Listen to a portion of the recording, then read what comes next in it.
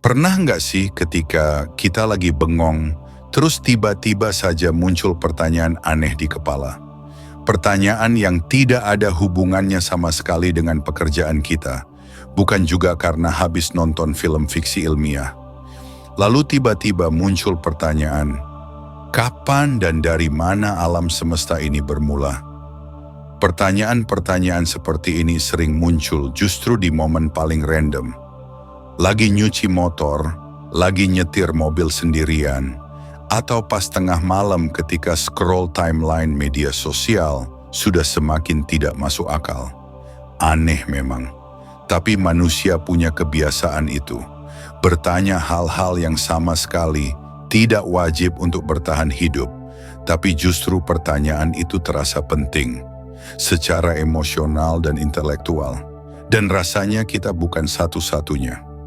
Dari zaman Mesir kuno, filsuf Yunani, sampai ilmuwan modern, semua manusia di setiap zaman bertanya hal yang sama. Kapan alam semesta dan semuanya ini dimulai? Dan kalau benar ada awal, apa yang mendahului awal itu? Hari ini kita coba membahasnya secara santai.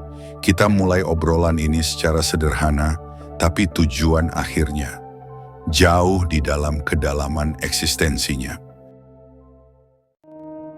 Sebelum manusia mengenal teleskop, sebelum fisika memberi bahasa pada alam, dan bahkan jauh sebelum tulisan diciptakan, kita sudah mencoba memahami bagaimana semua ini dimulai. Bangsa Mesir kuno berbicara tentang Nun, samudra yang tak berbentuk, sunyi dan mendahului segalanya. Yunani kuno menyebutnya chaos, bukan kekacauan seperti yang kita bayangkan sekarang, melainkan ruang tanpa bentuk, tempat pertama kalinya kosmos tersusun. Di Mesopotamia, kisahnya mengambil wujud Tiamat, sosok purba yang tubuhnya menjadi bahan dasar langit dan bumi. Kisah-kisah ini mungkin terdengar sangat mitologis, namun masing-masing lahir dari dorongan yang sama. Manusia ingin tahu dari mana semua ini berasal. Kita selalu menginginkan dunia ini punya awal, punya alasan, dan punya sesuatu yang memicu keberadaannya. Dan meskipun teknologi kita hari ini jauh lebih maju, naluri dasarnya tidak pernah berubah. Pertanyaan yang sama masih menghantui kita. Kadang dengan cara yang lebih ilmiah, kadang dengan rasa takjub yang sama kunonya dengan peradaban itu sendiri. Lompatan terbesar dalam pemahaman kita terjadi ketika Edwin Hubble menatap langit dan menemukan sesuatu yang perlahan mengubah segalanya. Galaksi-galaksi itu saling menjauh. Bukan diam, bukan tetap, melainkan bergerak menjauh dalam tarian kosmik yang sunyi.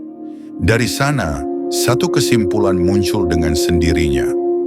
Jika semesta mengembang sekarang, maka dulu ia pasti jauh lebih kecil, lebih rapat, dan lebih padat daripada apapun yang bisa kita bayangkan. Menelusuri jejak itu mundur membawa kita ke sebuah kondisi yang luar biasa ekstrem. Momen yang kita sebut Big Bang. Namun Big Bang bukan ledakan yang meletus di tengah ruang kosong. Tidak ada ruang pada saat itu. Tidak ada waktu yang mengalir. Hanya satu keadaan yang begitu padat dan panas hingga hukum fisika modern pun kehilangan pijakannya. Dari keadaan yang tak dapat kita samakan dengan apapun itu, ruang mulai terbentuk perlahan. Waktu mulai memiliki arah. Energi dan materi muncul satu persatu seperti bab awal dari kisah panjang yang kemudian menjadi alam semesta. Tetapi ada batas yang tak dapat kita lampaui. Sains hanya bisa menembus hingga sekitar 10 pangkat negatif 43 detik setelah permulaan. Sebelum itu semua teori runtuh, semua persamaan tak lagi punya arti.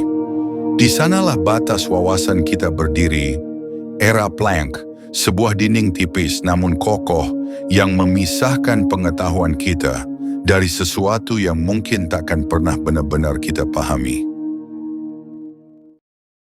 Ketika sains telah berlari sejauh yang mampu ia capai, menyelam ke jantung atom, merentangkan pandangannya hingga tepi kosmos, dan memaksa matematika menahan beban realitas. Pada akhirnya ia tiba pada sebuah dinding. Dinding yang tidak bisa ditembus oleh teleskop manapun, tidak bisa dilintasi oleh persamaan manapun. Dinding tempat bahasa sains berhenti, namun pertanyaan manusia tidak ikut berhenti. Dan ketika sains terdiam, ada satu disiplin yang justru mulai berbicara. Filsafat. Sains bertanya, bagaimana sesuatu terjadi? Tetapi filsafat menyerang langsung ke pusatnya. Mengapa realitas ada? Mengapa harus hukum-hukum ini, bukan yang lain? Mengapa sesuatu muncul dari ketiadaan? Padahal ketiadaan seharusnya lebih sederhana. Pertanyaan yang tidak ramah. Pertanyaan yang membuat kita merasa tidak nyaman. Dan pertanyaan yang tidak memberi ruang bagi jawaban setengah matang. Plato menolak menerima dunia indrawi sebagai realitas final. Baginya, alam semesta adalah bayangan, refleksi dari dunia, ide yang lebih nyata, lebih teratur, lebih mendasar. Jika ini benar, maka Big Bang bukan awal. Ia hanya hasil proyeksi dari sesuatu yang lebih tinggi.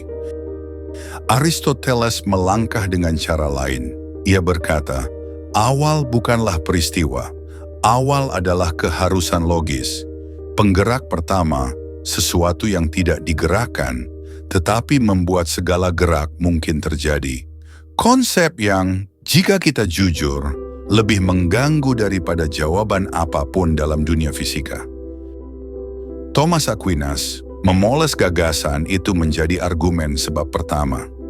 Jika setiap hal memiliki sebab, rantai itu tidak mungkin mundur tanpa akhir. Maka harus ada titik yang tidak disebabkan. Tidak semua orang setuju, tapi Aquinas memaksa kita menghadapi paradoks paling tua.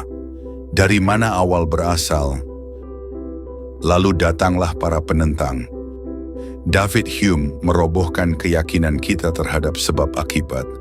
Bagaimana jika sebab akibat hanya kebiasaan otak berpikir? Jika ia benar, maka seluruh gagasan awal bisa jadi hanya refleks psikologis, bukan hukum realitas. Bertrand Russell menolak semua gagasan itu. Ia berkata, semesta tidak perlu sebab. Tidak semua pertanyaan pantas dijawab. Kalimat itu sederhana, tapi implikasinya seperti pisau yang memotong ambisi manusia untuk menemukan jawaban mutlak. Sedangkan Immanuel Kant mengunci pintu dari arah lain. Ia berkata bahwa pikiran manusia terikat oleh kategori ruang, waktu, dan sebab. Ketika kita bertanya, apa sebelum waktu? Kita sedang melakukan kesalahan fatal, menggunakan alat yang tidak relevan di wilayah yang tidak tunduk pada alat itu.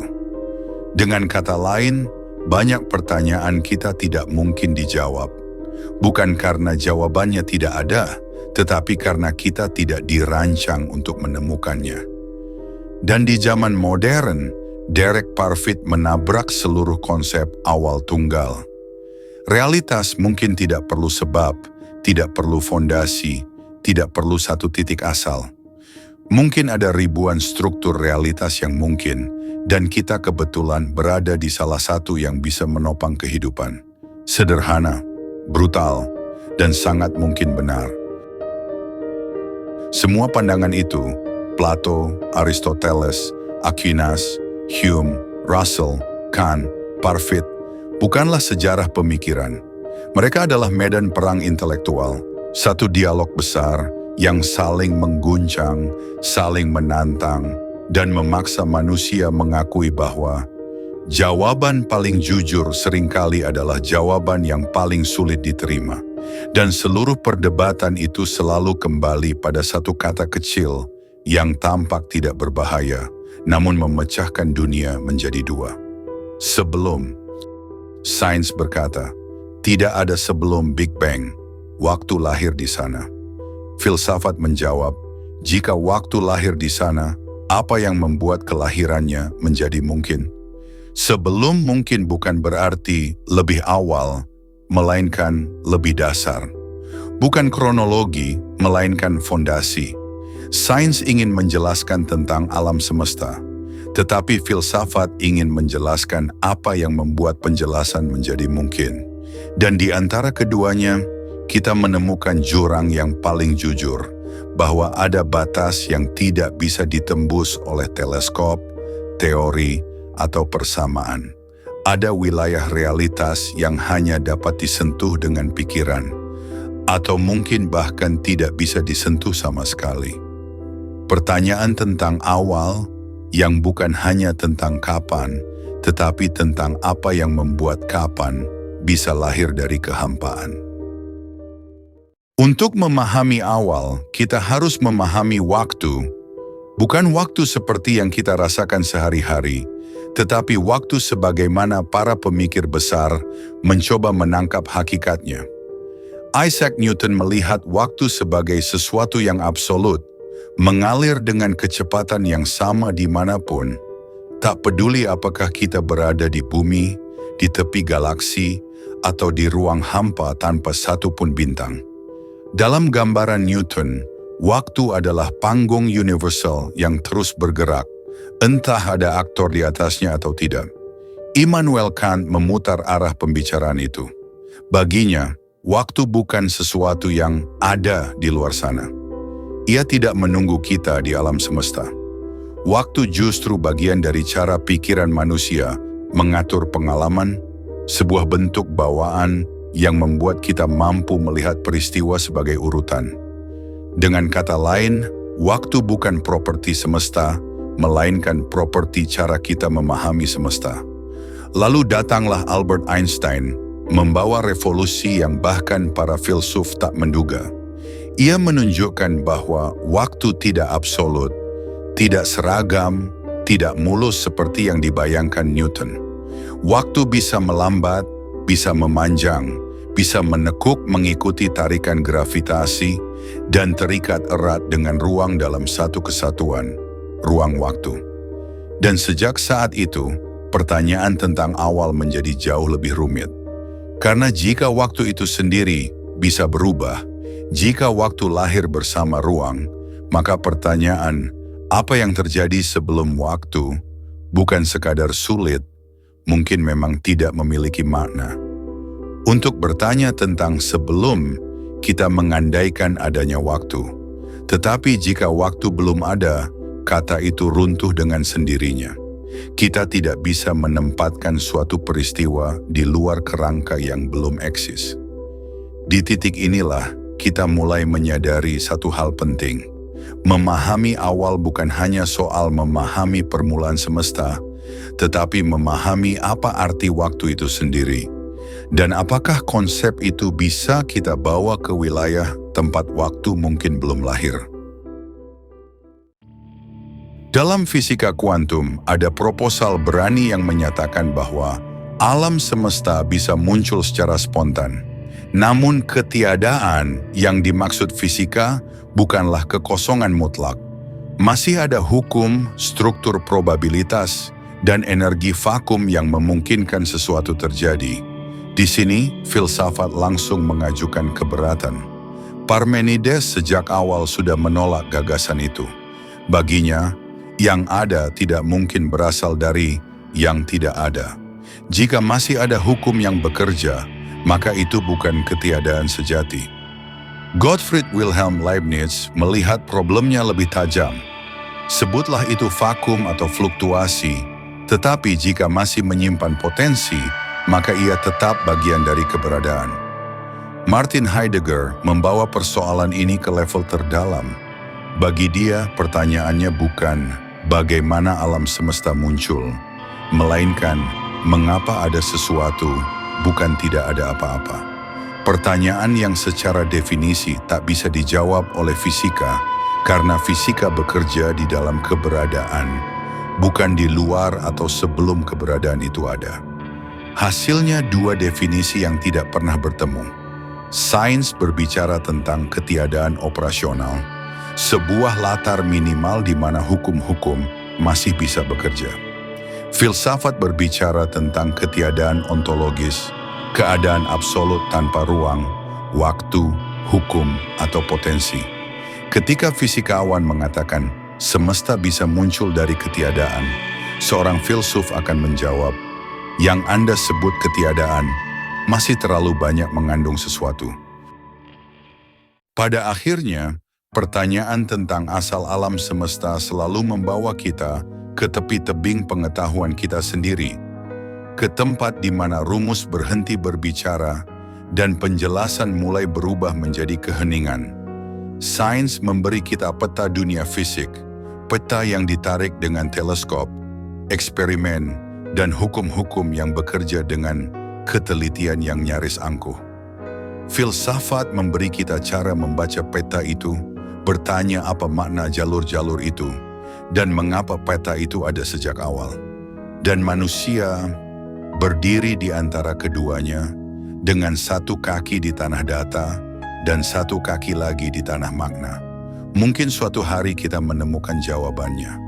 Mungkin kita justru menemukan pertanyaan yang lebih aneh, lebih dalam, lebih sulit dibayangkan.